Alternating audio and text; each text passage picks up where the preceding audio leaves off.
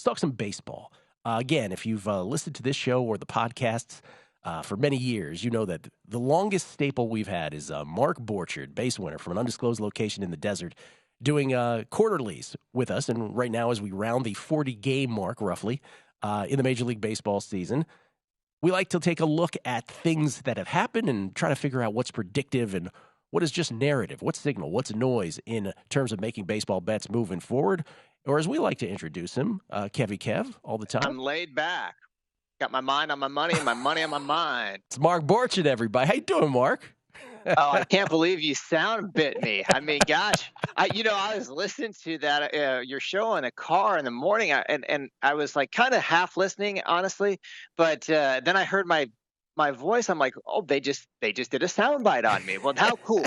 How cool on the Voice of Sports Betting does a soundbite. The pinnacle of my career, Gill. Kevy Kev deserves all the credit. Kevin Trask, no relation to Amy, no relation to Kyle.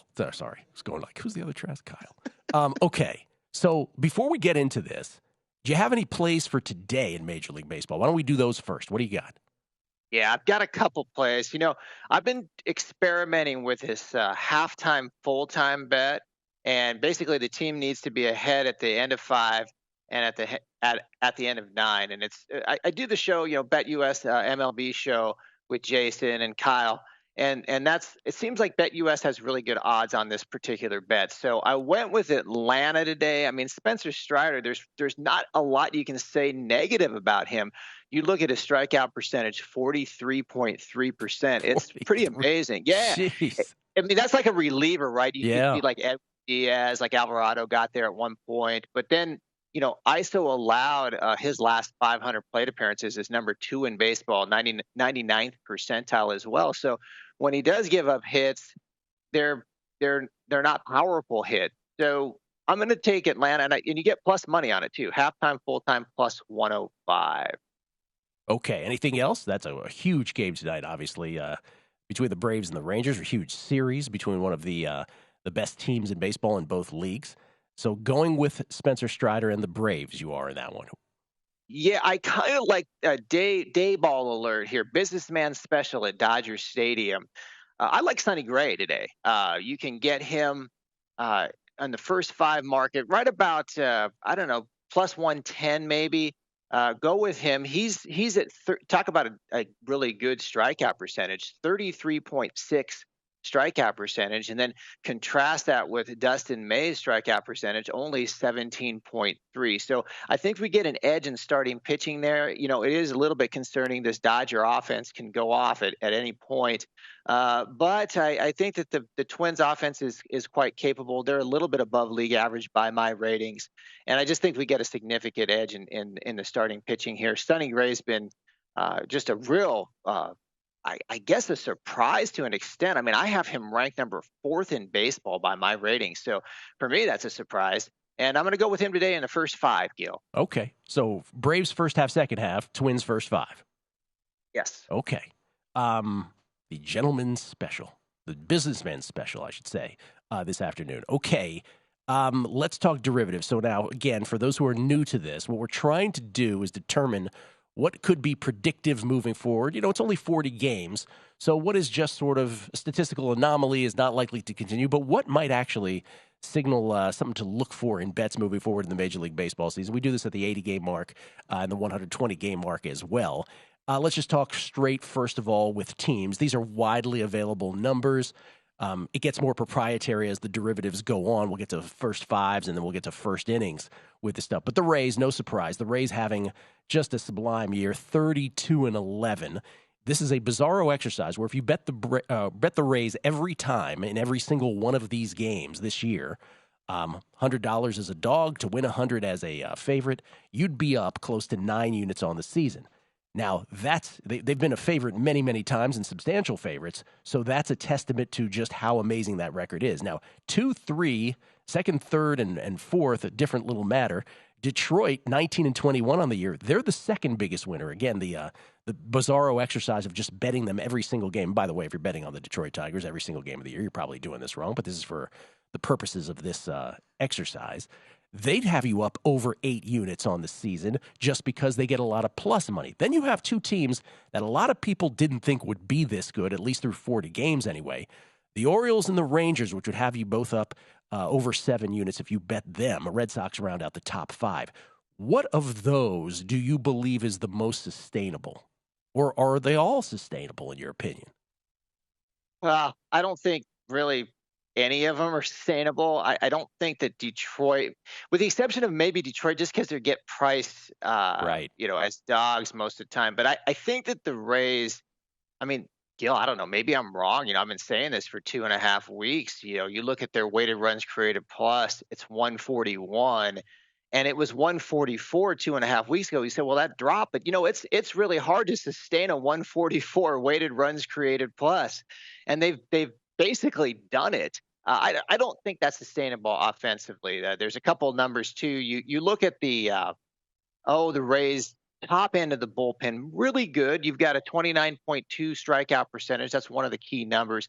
But then if you can get to the middle of that Rays bullpen, you've got 22.4% for the mid bullpen, and then the underbelly 20.1% strikeout percentage. So I don't think their bullpen, with the exception of Fairbanks and Adam Jason, or Jason Adam, the guy with two first and last names, it's Jason Adam. Those guys are really, really good. The rest of it's kind of a middle of the road bullpen by my numbers, Gil. So you think the O's and the Rangers then, just as a couple, just sort of outperforming their skill level? Yeah, the Rangers to me have really outperformed their skill level. You look at kind of the output that they've gotten, even from like it started like today, Eovaldi, and I think that's bound to regress. But that's why they play the games, Gil. That's why they play the games. And for those of us who have the Rangers season win total over, we like that the wins are banked already. By the way, the worst 5 teams on the money line. Again, bizarro exercise. If you bet the A's every single one of their 44 games thus far this year, and believe me, if you're doing that, we need to have a discussion. They're 10-34 in the year. Just imagine, they're a dog every time. They're a substantial dog every time. You'd still be down almost 17 units betting them. That's how bad their record is. Royals, second. White Sox, third worst in terms of hemorrhaging money for bettors. Cardinals are fourth. Mets are fifth. The Cardinals now on the upswing, it would seem. Are you worried about the Mets and that number, that could just continue? No, I think that they'll turn it around. You look at the talent they have, and Verlander just threw a bad game yesterday, but he threw some bad games in 2022, right? He did. I remember he allowed, I think, 3 or 4 home runs when he went up to Seattle, and you know what kind of season he had last year. So I think that the components that make up that team, bullpen good, offense good, I think they'll be back, Gil. All right, best home team, by the way, on this is the Rays. Much of their almost 9 units, plus 750 of them at home. The worst home is, no surprise, the Oakland Athletics, over 11 units down just in terms of their home games. And then away, really the best away team has been the Washington Nationals, almost 8 units to the positive away. The worst away, the Chicago White Sox, 9 units to the negative. We'll do run line betting, the de facto power rating, coming up next, and umpires. To add to your baseball quarter report, if you bet against the A's every game and you take the 1.5 run line, you would be up 10 units right now, as they have lost 27 games by more than 1.5 runs. Well, it's funny you say that, because that's exactly where we were headed next, doing Q1 derivatives, Major League Baseball, with Mark Borchard. And Kelley, we're talking about this off air because Kelley obviously hasn't been with us, Mark, all these years when we did Betting Dork and Beating the Book and earlier years of A Numbers Game. But Kelley, tell us your reaction when you were culling all this together. What was your biggest thing? Well, I'll use umpires specifically, but it is just amazing to try to double check some of the like it's easier to find betting statistics on umpires than it actually is to corroborate it with anything from Major League Baseball. Yes. That these umpires have umpired games, how many games have they done, and where have they umpired it? Dude, the reason that Mark and I started doing this, because now everybody takes for granted you can bet on first fives. I used to do them manually every single day, and nobody had first 5 stats for years. Now, by the way, we rely on Joe Ostrowski from OddsShark, who does them weekly, so I don't have to do them. So thank you to Joe for doing that every week. And there's only a couple of days of manual you have to do just to update them. So it's just finding out who's umpiring on a daily basis. Like, you have to go to StatFox in the morning to figure out who's the home plate umpire and the rotation. So it's a whole thing. Still to this day. Some of these the league sites, we talk about this often. Like like PGA Tour, NBA do a pretty good job with some of their stats and everything that they do on there. But some of these other leagues, man, like, how do you're not tracking that anywhere? Like, that's not available to the public? It's fascinating. Well, it is. Kelley makes a really good point. I don't know why they don't make it public, because you can get their odds feed or their daily game feed, their back end of the MLB AM is pretty good. I mean, it's really good. But you have to. He's right. In this day and age where you can get all these stats, it's kind of a challenge to get umpire stats unless you can pull them in, and that's one of the things that I've learned how to do over the last couple of years, because the source that I had for years, they stopped doing it. And so I said, well, it's time to do my own, Gill. Time to do your own. All right, let's get through a bunch of these. Again, these are designed for bettors to try to figure out what will help us win bets moving forward. Run line, de facto power rating, teams winning by more than a run and a half, losing by less than a run and a half when they're a dog. If you bet the Orioles on the run line each and every day this season, they're the big winner for run line bettors. Over 10.5 units, courtesy of covers.com on these stats. Thank you, Covers. Tried and true on these. So the Orioles are the big winner on the run line. By the way, the Rays would be second. No surprise there. The big loser, as just indicated, is not actually the Oakland A's. It's the Kansas City Royals. If you bet them on the run line, you'd be down over 15.5 units. When they get beat, boy, do they get beat. And number two is not even the Athletics. And this is sort of where it gets interesting, it's the 11th best money line team overall.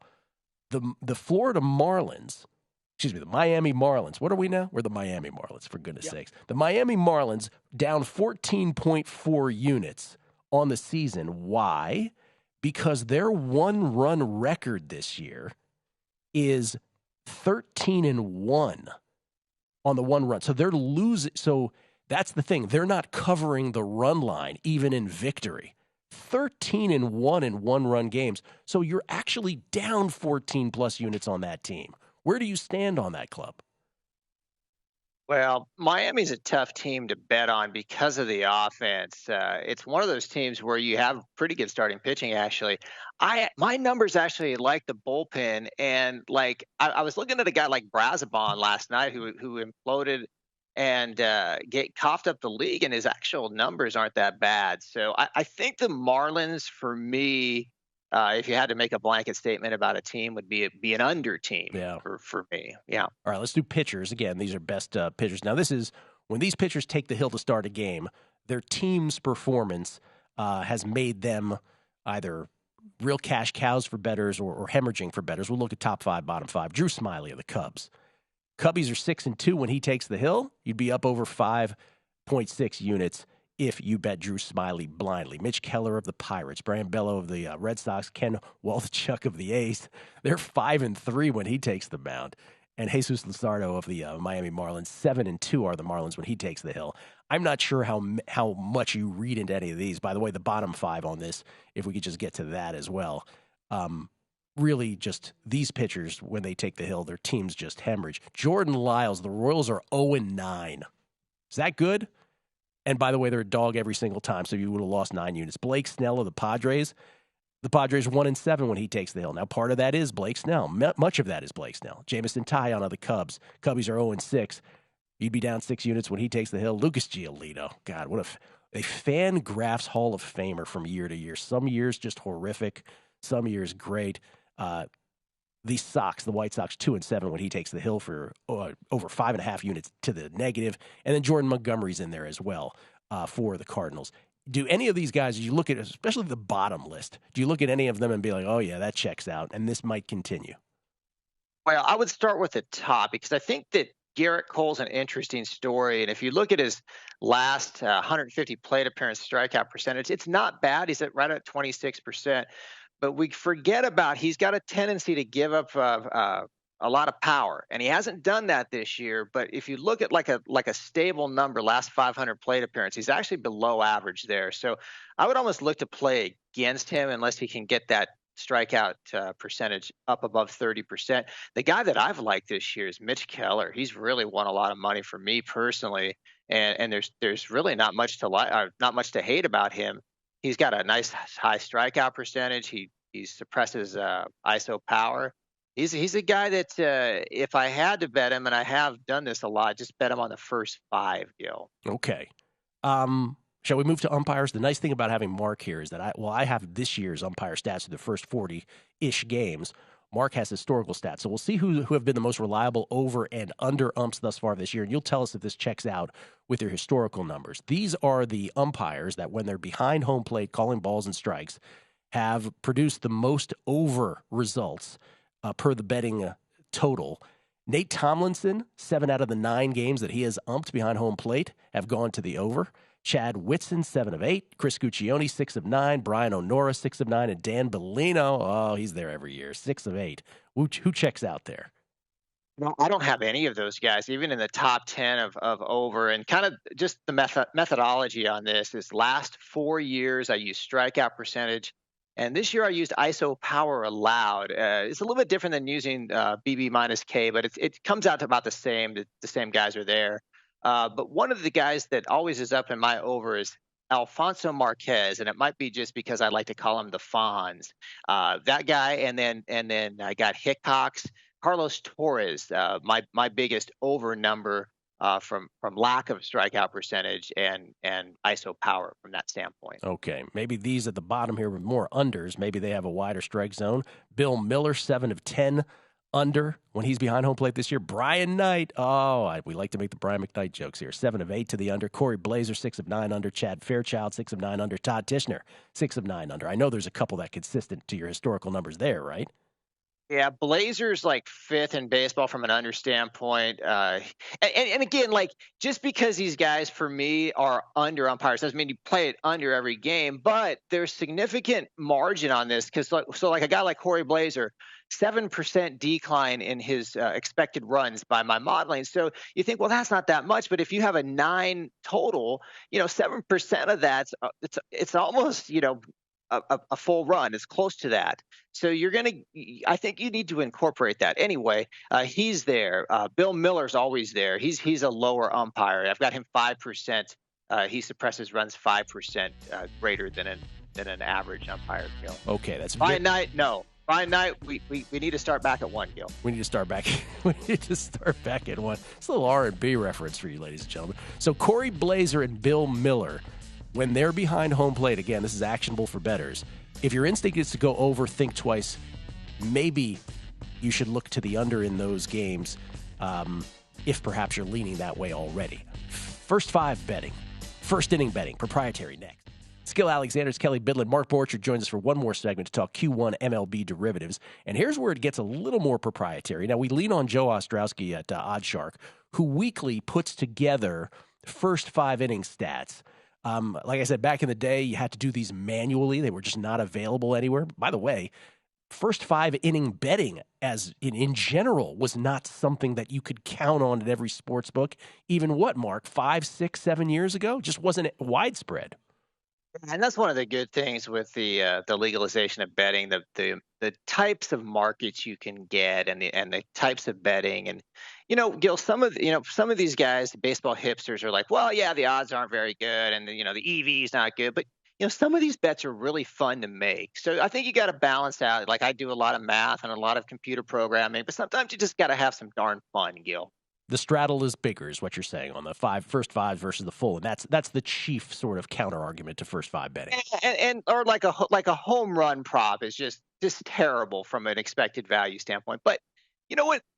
I don't think there's anything wrong, Gil. I hate to get philosophical with you, with having a little bit of fun while you're endeavoring in something. Take it serious, but have some fun as well. Yeah, we were saying that yesterday with the lottery, which we'll get to momentarily, which is like, hey, look, this is actual mathematical odds. Like, this is math. These are the percentage of ping pong balls that exist. These are the odds. Just know that what should be plus 615, you're only getting plus 550. If you want to have fun, have at it, but just know you're not getting it. But we said, if you want to have fun, that's your business. First 5, these are based on $100 bets again, favorites, underdogs, bizarro exercise. designed to figure out what is sustainable, what is not. Now, Joe Ostrowski did it through last Friday. I manually sort of put it together since then, so we have these to the penny. Don't worry about it to the penny. But essentially what you have is last night with yesterday's results, the Rangers are actually just barely the best first 5 team in all of baseball. This is without DeGrom, right, for most of this. The Braves right there with them, both over 9 units, followed by the Rays, followed by the Nationals, once again, who are 18, 20, and 4. Remember, you can push on first 5s. And the Rockies, 2 losing teams in first 5, 16, 18, and 9, who got you 4.5 units as well. So Nats and Rockies getting there because they're a lot of times plus money. The Rangers, Braves, and Rays, the opposite. I mean, the Rangers has to leap off the page as the most unsustainable of this, right? Yeah, I mean, my numbers just don't like Texas. So, like, I'm so biased. Like, I think Houston to win that division's a really good play. And I like the Angels to start off the year, but I think Houston, I mean, with their bullpen. But anyway, I'm digressing a little bit. Yeah, Texas, I don't consider them a legitimate contender. Sorry, Texas bettors. Sorry, Texas bettors. The others, though, the Rays and the Braves, absolutely so, right? Sustainable, you think? Well, yeah. I mean, especially you think about the Rays starting pitching, which has just been amazing this season, and I think that there is some sustainability. I mean, obviously, you can't have expected fielding independence of sub 3 all the time, but you know, these guys are continue to put it up. So I don't know. With Tampa Bay, I think that they're sustainable until they prove that they're not sustainable, Gill. All right, the worst first 5 teams. There's going to be no surprise at the top. The Athletics and the Royals. I mean, these 2 teams, slice them up any way you want. First 5s, full games, home, road, whatever. They're just bad. Athletics on the first 5, 9, 27, and 8. You'd be down almost 15 units doing that. And again, let me just say this. This is just a bizarro exercise to try to see what is signal and what is noise. If you're betting the A's every day on the first 5 line, something's wrong with you. 9, 27, and 8. The Royals are 12, 27, and 5 doing the same. You'd be down 12.5 units doing that. Mets, Cardinals, and White Sox are the other 3 on the worst 5 list. Mets, Cardinals. Mets and Cardinals aren't going to stay there, are they? No, I like this Cardinal team to rebound. Their hitting's way too good. If you look at their weighted runs created plus a 114, places them 4th in baseball, and they really, by my expected standings numbers, they really should have 8 more wins than they do. Their pitching hasn't been all that bad. I think if you were to ask Marmol at the start of the season, if you get an xFIP minus, I wonder if he knows xFIP minus. I'm sure he does. If you get an xFIP minus of 96 through this date in the season, would you take it? I think he'd say yes, Gil. Okay, let's go to first innings. A lot of people like to bet first innings. Jason Weingart and I have talked about betting first innings for years on this show. A lot of people like to bet yes-nos. A lot of people like to bet sides. We stick to the yes-nos. But in terms of the sides and what performances have been thus far. So this is through, again, the first quarter of the season, roughly. I did a minimum of 30 plate appearances against, and we'll do it by on-base percentage against. Who do you think are – do you have any idea? Is it good? Let's do to the bad first. Like, who are the worst first-inning pitchers thus far this year in terms of opponents on base? Joey from Friends, Gil. Joey from Friends? Joey Lucchesi or Lucchesi. I don't know. I think it's Lucchesi, actually. Oh, I don't see. Weighted OBA is .583. First inning. How many minimum plate appearances against do you have? I got 28 plate appearances for Lucchesi. So I did 30. That's why he doesn't appear on my list. So I have Luis Cessa, who was starting for the Reds, but I don't think he's starting anymore. Who was 540? Yeah, 553 against. Yeah, they've ceased to start Luis Cessa. That's right. They won't let us bet against him now. Jack Flaherty, 488 against in the first inning alone.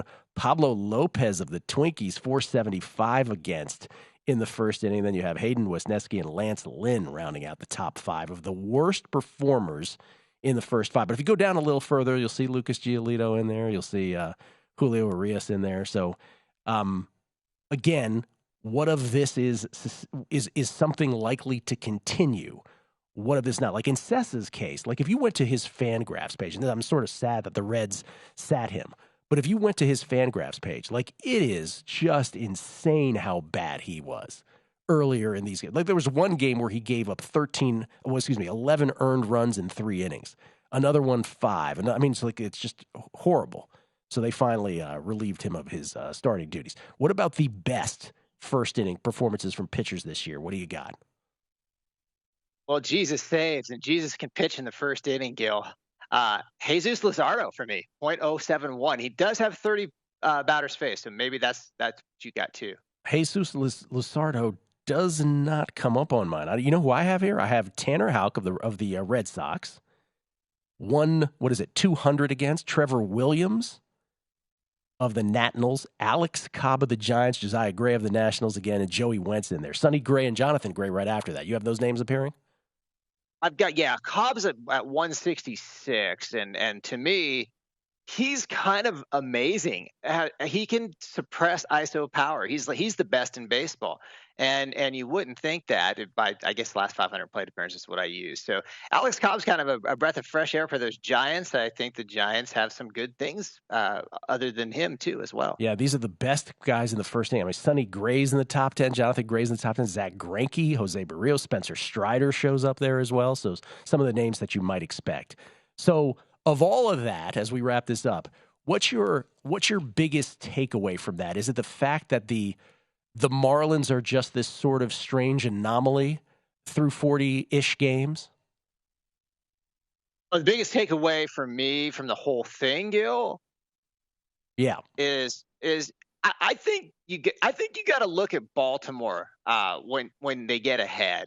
I think that this bullpen is completely underrated, and it came out at that -1.5 number. I think if they get ahead, they're going to be hard to come back from, and you just don't think that. But if you look at their bullpen, Bautista, Cano, Brian Baker, those guys are all rated really good, a high strikeout percentage. So for me, that Orioles team, who I've been kind of cold on the last couple of years, but not anymore. I think that they get ahead, you want to stay on that team, Gil. All right. Again, your plays today were Atlanta halftime, full time, and the Twins on the first 5, Gil.